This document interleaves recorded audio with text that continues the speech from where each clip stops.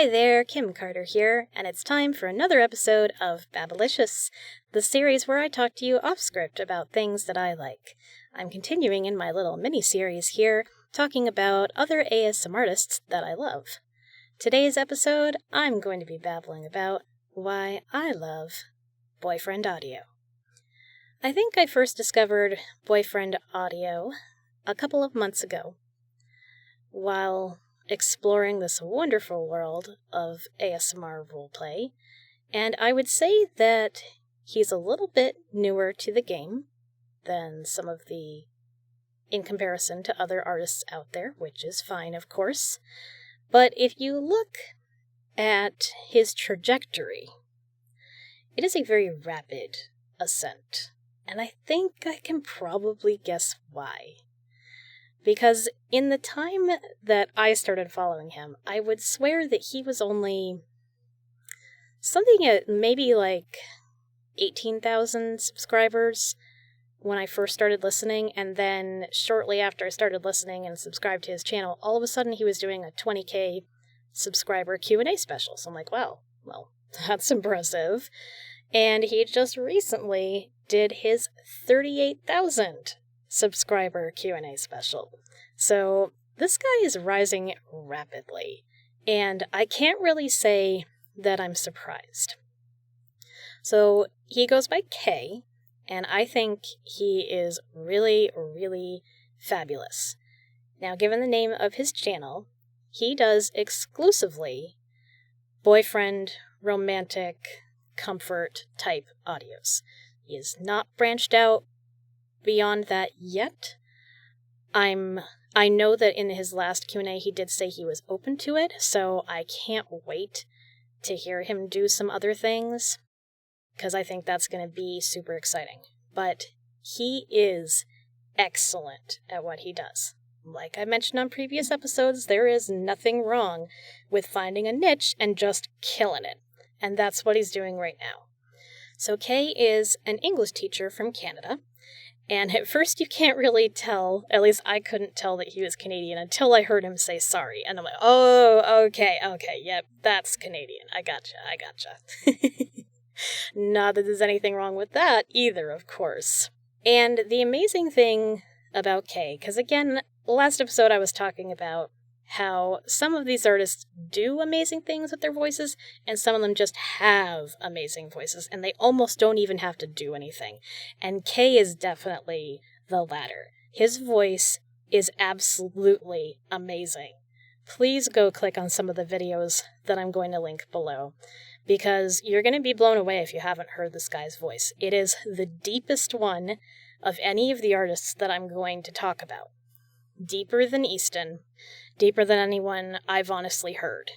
And yet, it's deep, it's raspy, and you would think that that would lend itself to darker things, but what he does with it instead is just make these super sweet, cuddly, romantic audios, and he's so good at it.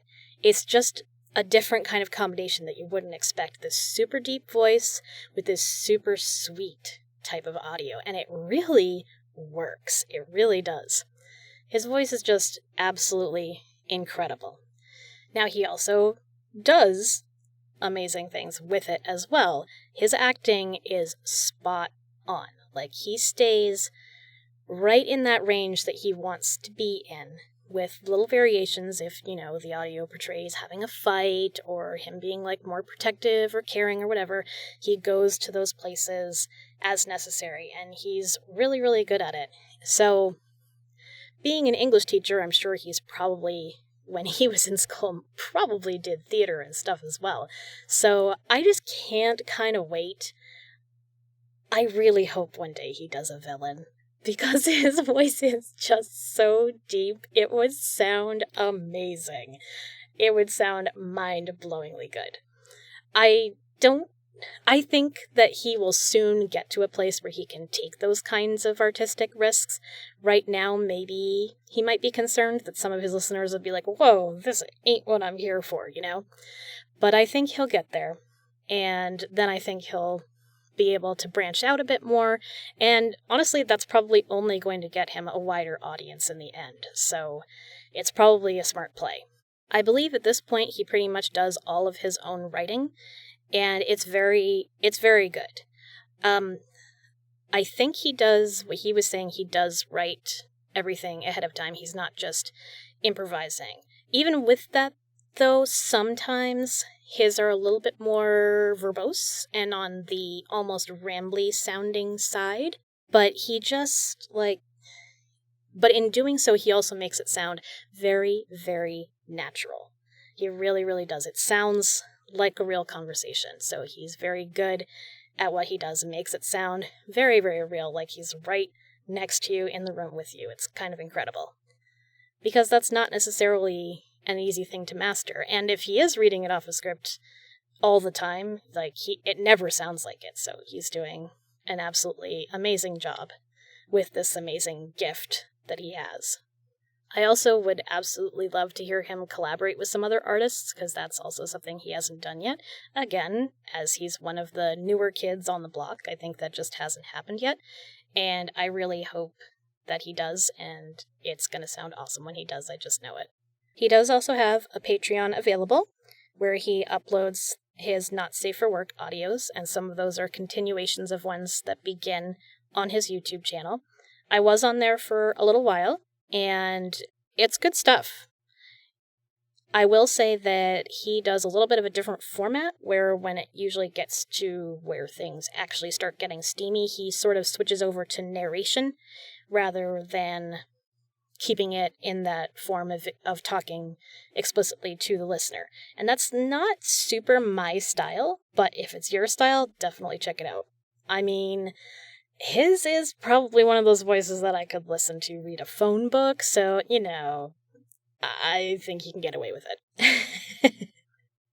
So I'm going to keep this one a little bit shorter, simply because I have a little bit less to talk about, and I would like the episodes to be a little bit shorter, because I know then it's easier for you guys to listen to when you don't have to listen to 25 plus minutes at a time. So now I'm just going to talk about some of my favorite audios that Kay has done. I would say that my favorite one overall, which is not going to surprise any of you because clearly I've got a type, is He'll Never Hurt You Again, which is comfort for an abusive relationship. And it's really beautifully done. His reactions are so true and just so sweet and comforting. It's really, really beautiful. I don't even know what else I can possibly say about that. That is my favorite by far. I do obviously like the ones that are more comforting like that. He has a lot for anxiety, for believing in yourself, self-confidence, body issues, so definitely check all of these out because they are really, really uplifting. More up my alley, one of the other ones is called Nobody Does That to My Girl, and that's that you're in a restaurant with Kay and you happen to see your ex, and nothing really happens. It's just the two of you talking about it. But he does speak protectively and talking about how, I believe, to my recollection, the guy didn't treat the listener well, and how he, kind of wants to go over and, flip his table and whatever, but he's not going to do any of that because he's a gentleman. But it's still, it's that fantasy that you want to hear, and I think it's just really, really well done. Another one that I'll pick is You're So Clumsy, Babe. So the listener has fallen and injured themselves, and Kay has to take care of them, and it's really, really lovely. Just beautiful. His voice is definitely super, super soothing. I don't think he's explicitly done sleepy time audios, but if you just listen or make yourself a playlist of a couple of his really snuggly ones, I bet you're going to fall asleep. His voice is so soothing.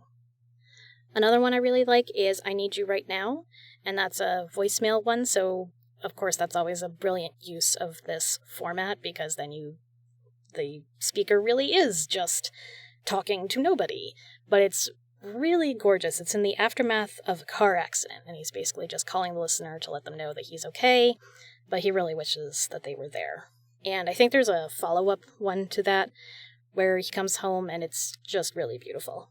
Sort of a nice down-to-earth one that I do like that's very real is Shopping with Baby. I hope I'm remembering the plot of this one correctly. I think this is the one I think it is, which is that Kay and Listener are out shopping and they have a tiff. And the Listener storms off, so he calls them back and apologizes, and it's really nice. I really like it. It was very real, but showcased some actual good relationship communication, which is always something that I like to see. Never use bad communication as a plot device, kids. It's lazy. He's also, like a lot of these other artists, very good at playing to his audience. One of his recent ones, but Shy Girls Are Great. Genius. Of course, shy girls are going to listen to this kind of thing and really love what they hear. So those are some of my favorites. I think that he is really amazing, doing amazing, and his subscriber count is only going to, in my opinion, just continue to grow at a rather rapid pace, because once you hear his voice and what he does, you're just like, oh, I get it. And when that's your jam, you're going to be very happy with what you hear. Now, for something that Kay does that makes me giggle unintentionally, I think I'm just going to have to pick on him for being Canadian and how the way he says sorry, which is adorable. There's nothing wrong with it. I love accents. My husband was born in Canada. Like, it's fine, but it does make me giggle sometimes. I'm just like, oh, because a lot of times I can't hear a difference in an accent between Canadians and Americans, except when you throw that one word in there. It's like, oh, wait a minute, you're from across the border. I see how it is. Anyway, so trying to keep it a little shorter this time. Not sure quite who I'm going to talk about next. I might even do like a combo episode where I do 2 artists at a time. Ooh, that'll be exciting. Anyway, I hope you enjoyed it. Kay, if you listened to that babbling account, thank you very much. You are super talented, and I'm a really big fan, and I can't wait to see where you go from here. Everybody else, I am signing off, and I will catch you next time.